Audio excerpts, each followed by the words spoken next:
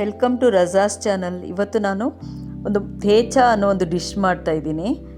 ಅದಕ್ಕೆ ಪನ್ನೀರ್ ಯೂಸ್ ಮಾಡ್ಕೊಂಡಿದ್ದೀನಿ, ಮತ್ತು ಉಪ್ಪು, ಕಡಲೆಬೀಜ, ಕೊತ್ತಂಬರಿ ಸೊಪ್ಪು, ಬೆಳ್ಳುಳ್ಳಿ ಮತ್ತು ಹಸಿಮೆಣಸಿನ್ಕಾಯಿ.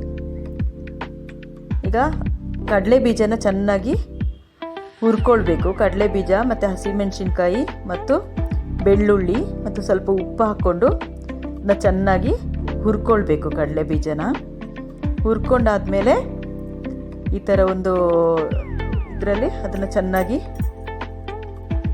ಕುಟ್ಕೊಳ್ಬೇಕು. ಅದನ್ನ ಚೆನ್ನಾಗಿ ಪುಡಿ ಮಾಡ್ಕೊಳ್ಬೇಕು. ಅದನ್ನು ಪುಡಿ ಮಾಡಿಕೊಂಡು ತವ ಇಟ್ಕೊಂಡಿದ್ದೀನಿ.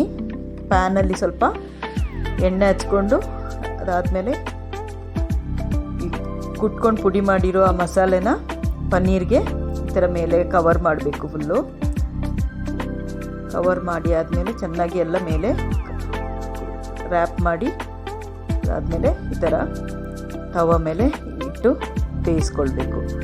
ಶಾಲೋ ಫ್ರೈ ಮಾಡ್ಕೊಳ್ಬೇಕು. Shallow fry ಮಾಡ್ಕೊಂಡಾದ್ಮೇಲೆ